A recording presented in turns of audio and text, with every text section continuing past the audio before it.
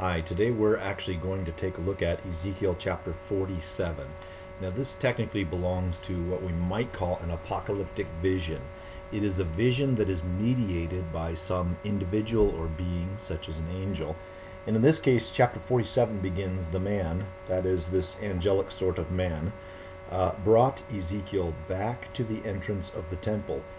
And he says, I saw water coming out from under the threshold of the temple toward the east, for the temple faced east. The water was coming down from under the south side of the temple, south of the altar. He then brought me out through the north gate and led me around the outside to the outer gate facing east, and the water was flowing from the south side. A couple things to note as this passage opens up is that the direction is very specific. Already Ezekiel has been shown that there is a singular movement through this eschatological temple where people enter from the south and leave through the north. There is no going back through the entrance that had already been entered. And particularly the gate to the east is actually blocked so that there's no general access for people through the east gate. So this gate actually remains closed.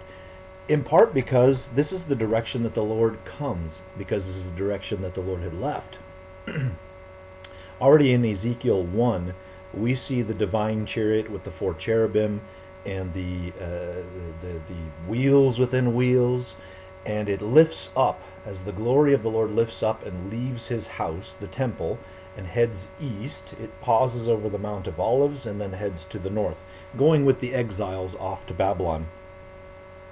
Now, this gate is blocked, the eastern gate is blocked, because this is the very direction which it is anticipated that the Lord himself would return from. But here we actually see water, as it were, literally gurgling underneath the gate headed to the east. And it flows, as it says, eastward, verse 3, with the measuring line in his hand. The man measured off 1,000 cubits, that's about 1,750 feet, and led him through water that was ankle deep. Another 1,750 feet, and he was in water that was knee-high. Another 1,750 feet, and he was in water that was waist-deep. Another 1,750 feet, and he actually couldn't even walk across the water, but had to swim.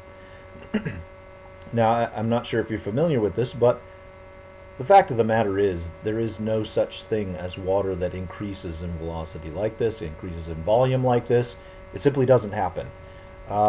This is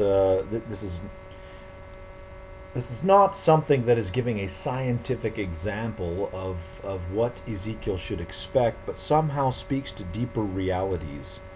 In fact, this water, as it flows east, geographically, we know that there is wilderness that lies east of Jerusalem, between it and the Dead Sea. The Dead Sea being the lowest point in the world. Now, technically, this river that increases in volume, flows over hills, which doesn't happen in nature, flows into the Dead Sea, which has no outlet, which is the reason it's the Dead Sea. Nothing lives in it, so therefore the water evaporates, and all that remains is the saltiness.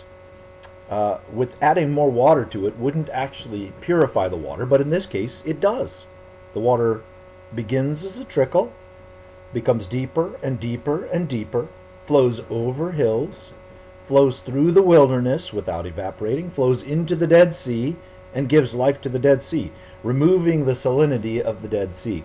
In fact, not only this, but the water actually produces life so that fish of all varieties are found both in the river and in the Dead Sea.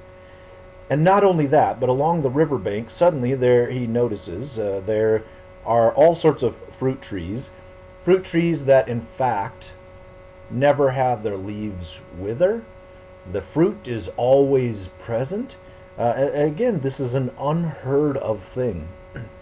The idea is simply that what is impossible with others is absolutely possible with the Lord. This land that is a barren wilderness will suddenly become a living garden. This sea that is known to contain no life will suddenly become a great sea of life. And in fact, Jerusalem, which in the course of Ezekiel's prophetic message has been abandoned, destroyed, and the inhabitants exiled, will once again be inhabited. much in line with Ezekiel 37 and the vision of the very, very dry bones.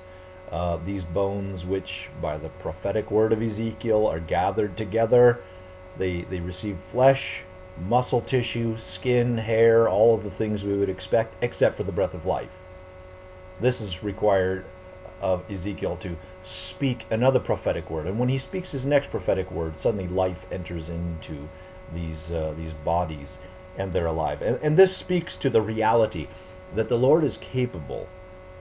He is capable, and not only capable, but will ultimately give life where life is not possible. And though he seems to destroy utterly, he will raise up his people again at the last day. And this is a powerful prophetic message, and this vision is actually taken up by John the Revelator in the last book of our Bible, who envisions an even grander river, as it were, and grander trees in a grander city and grander world that has been completely recreated, as it were. So I would encourage you to take time to reflect on such passages and not simply focus on what we might perceive as a literalistic reading, but consider for a moment the point that Ezekiel includes this for. It certainly isn't to describe rivers that come from gurgling waters. It's not to talk to us about the types of fish that might possibly spawn in such waters. It's not to talk to us about recreating the earth so that the Dead Sea could once again live. No, the point is, the Lord is the one who gives life.